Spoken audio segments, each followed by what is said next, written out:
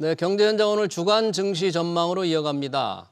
미 연준의 금리 인하가 6월은 지나야 시작될 걸로 전망되고 있습니다. 그 영향으로 지난주 뉴욕 증시는 6주 만에 하락세로 돌아섰죠.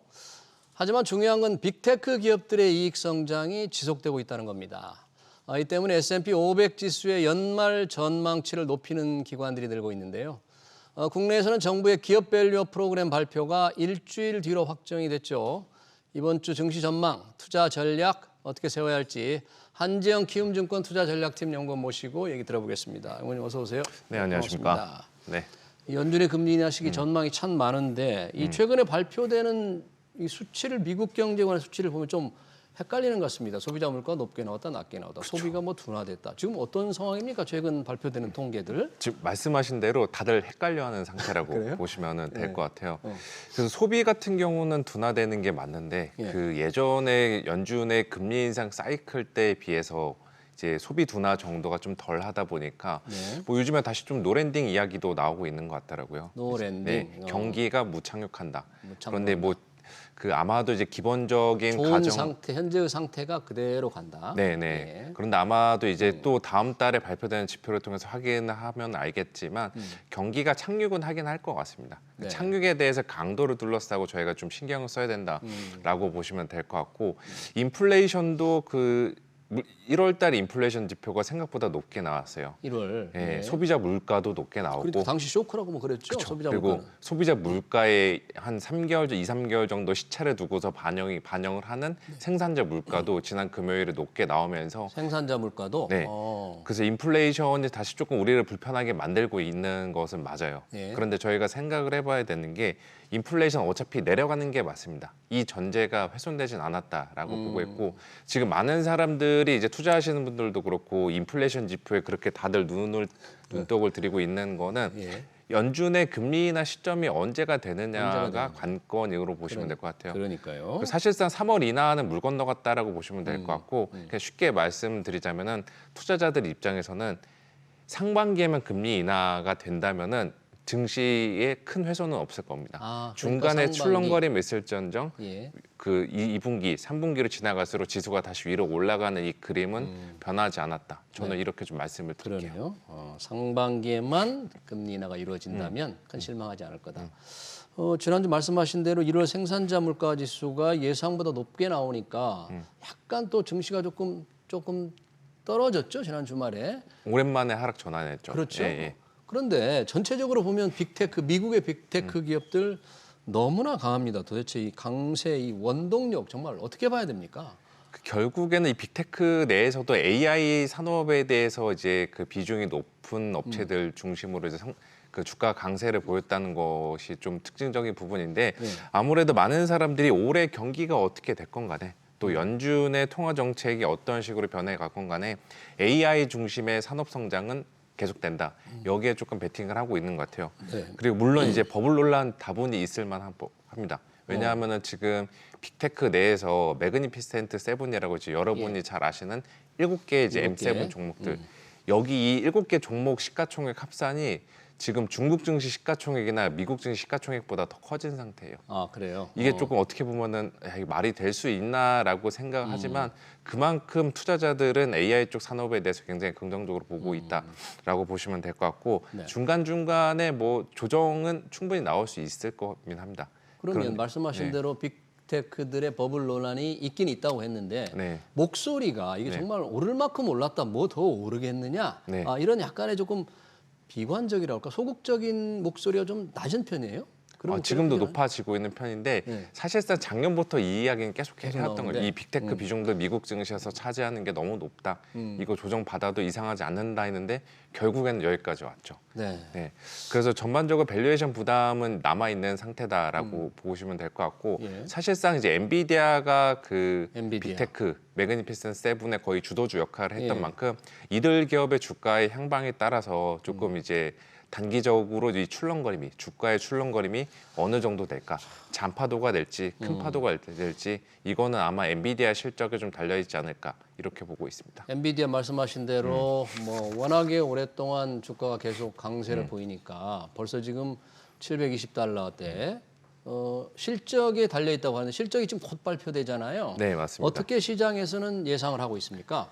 과거에 엔비디아 실적 보면은 늘 시장의 예상보다 높게 나왔어요. 과거에는. 신기하게 엔비디아 걱정을 하면 안 된다라고 나온 것도 결국엔 이 실적 같은 경우가 시장에서 생각하는 컨센서스보다는 늘 높게 나오다 보니까 다들 이제 엔비디아 주가에 대해서 좀 긍정적으로 그 실적에 대해서 긍정적으로 보고 있다라고 보시면 될 것 같은데 그런데 지금은 조금 고민해 볼 만한 지점이긴 합니다. 지금은 현재 엔비디아 주가가 그 $700 넘었죠. 예. 그 시가총액도 지금 엄청나게 뛰어오른 아마존 제치고 뛰어오른 미국의 지금 상태인데 빅테크 지금 3등위까지 올라왔잖아요. 네, 맞습니다. 예. 근데 이게 그 저도 좀 숫자를 데이터로 찾아보니까 예.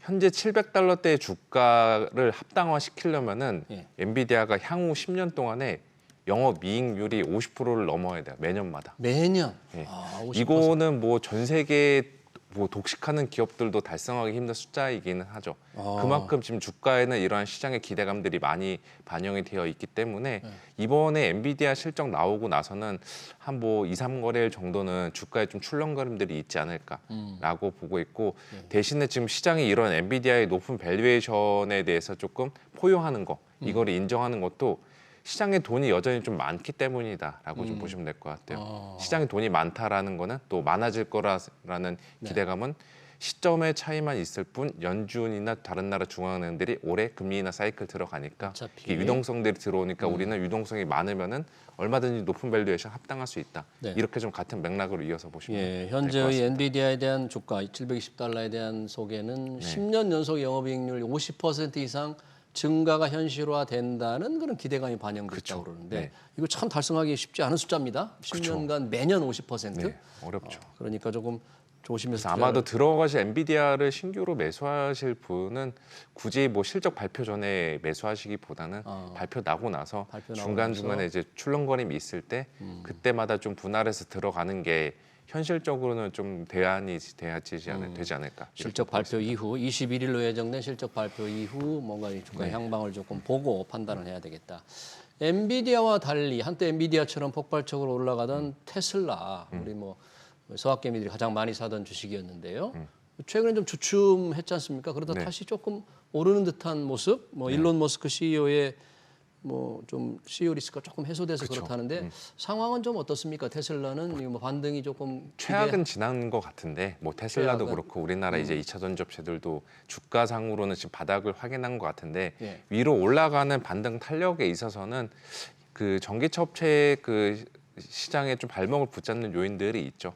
트럼프와 관련한 이제 정치 리스크도 있고 바이든도 최근에 이제 그 뉴욕 타임즈의 내용들을 들어보니까 전기차 전환 속도를 기존에는 2026년 7년 사이에 다 완료한다라고 했는데 이걸 좀 더 늦출 수 있다라는 가능성도 거론이 되고 있더라고요. 아, 민주당 네. 바이든 정부도 네, 이거 같은 경우도 아마도 이제 러스트벨트 지역, 구 전통 자동차 산업 지역에 대한 좀 표심을 잡기 위해서 그런다라는 것도 해석을 해볼 수가 있기 때문에 이 정치적인 불확실성이 어느 정도 2차 전지랑 전기차 시장에 조금 발목을 붙잡는 요인이 되고 있지 않나라고 보고 있어서 저는 뭐 너 전기차 살래, AI 살래 이러면 저는 지금 입장에서는 AI 쪽들이 그래도 좀 뭐 며칠은 출렁거릴 수는 있겠지만 적어도 뭐 6개월, 1년 이렇게 놓고 봤을 때에는 AI 쪽들의 주가 성장세가 좀 더 유망하다 이렇게 좀 말씀을 드릴게요. 우리나라 2차 전지들이 좀 계속 부진한 것도 역시 그 테슬라 같은 그런 거 관련이 아주 깊은 거죠. 테슬라 주가. 그렇죠. 그거와 더불어서 이제 국내에서 요즘에 유행하고 있는 이 저 PBR과 관련해서 이제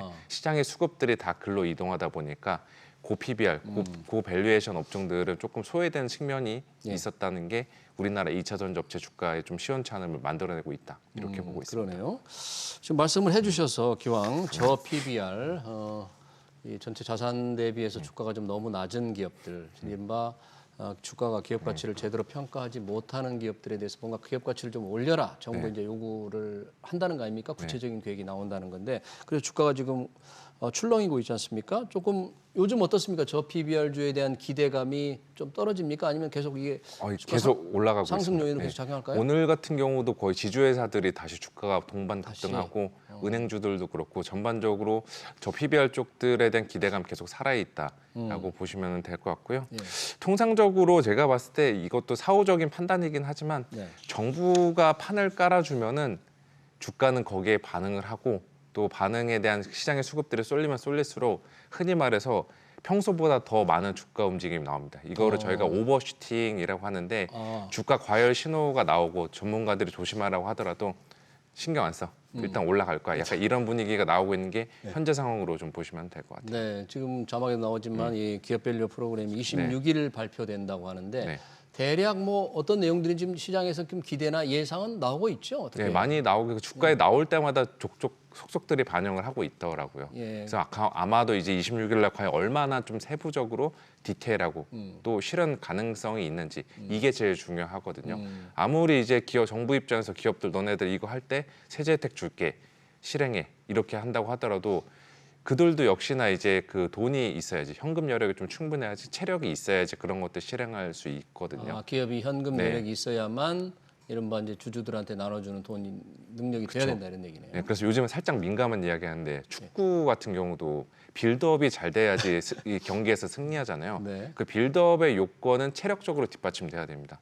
이것도 정부가 지금 빌드업 되게 판을 잘 짜놨는데 네. 이거를 계속 따라갈 수 있는 업종은 체력, 현금 체력, 이익 체력, 뭐 자사주 체력 이런 체력 그 현금 실탄이 좀 풍부한 업종들이 좀 유망할 것 같아요. 어떤 업종들이 그게 이제 지금 요즘에 주가가 가장 계속 주도로 올라가고 있는 자동차, 은행, 증권 이 세 개 업종이 좀 해당되고 있지 않나. 자동차, 은행, 증권회사들도 좀 자금 여력이 있습니까? 예, 뭐 자사주 매의 의지가 자사주주 환원에 대한 의지가 높은 증권사들도 꽤 있어가지고 예. 그런 쪽들로 지금 주가가 계속 반응을 하고 있다라고 좀 보시면 될 것 같습니다. 네, 그러니까 자금 여력에서 좀 체력도 좀 되고 그런 것도 주주들의 나눠줄 여력이 있어야 된다는데 뭐 주주들한테 배당 많이 하고 자사주 사서 소각하고 하는 것만으로 주가가 계속 오르기는 어렵겠죠. 뭔가 좀 옥석을 가릴 때는 그 현금 능력을 봐야 돼. 어떤 걸 좀 구체적으로 봐야 될까요? 다시? 아무래도 그 그 실제적 잉여 현금흐름 이런 것들을 좀 봐야겠죠. 잉여 현금으로. 네, 그래 아마 저 지금 업종들이 거기에 좀 해당된다라고 보시면은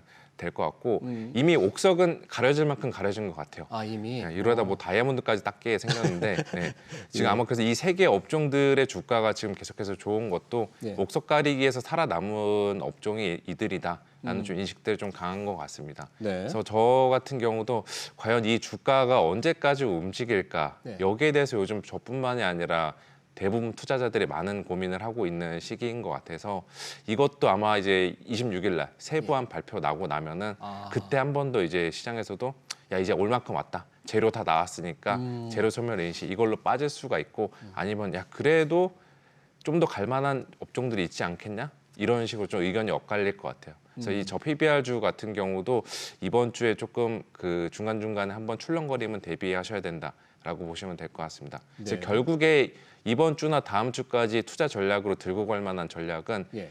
아까 말씀드린 엔비디아 관련해서 이제 AI주들, 인공지능 AI 네. 관련된 저 PBR 업종들 저 PBR. 두 개 그냥 같이 섞어서 좀 들고 가시는 것이 맞지 않나라고 네. 좀 보고 있어요. 하나가 주가가 하나의 그 테마가 주가가 빠지면은 다른 테마로 수급이 이동하면서 올라올 수 있는 여지가 있기 때문에 어떻게 보면은 해지 차원에서는 이제 어느 하나에 몰빵을 하기보다는 네. 두 개를 나눠서 좀 들고 가시는 것이 맞지 않나. 나눠서 들고 가는데 또 실적, 아까 AI준도 네. 실적 발표가 있을 거고 네. 이 저PBR주도 정부 정책 발표의 좀 내용을 네, 좀 확인해 가면서 그쵸. 뭔가 투자 방침을 세워야 되겠네요. 네 맞습니다. 그러면 이런 개별 기업도 문제지만 현재 전체적인 시장 흐름으로 보면 연준이 이제 금리 인하 아까 저희가 잠깐 얘기를 했습니다만 금리 인하 시점이라든지 또 우리도 따라가는 문제 여러 가지 봤을 때 큰 흐름으로 보면 금리 인하의 효과는 증시에 계속 강하게 긍정적으로 이렇게 반응할까요? 계속? 반응할 것으로 생각하고 있습니다. 예전 사이클 같은 경우는 연준이 금리 인하했을 때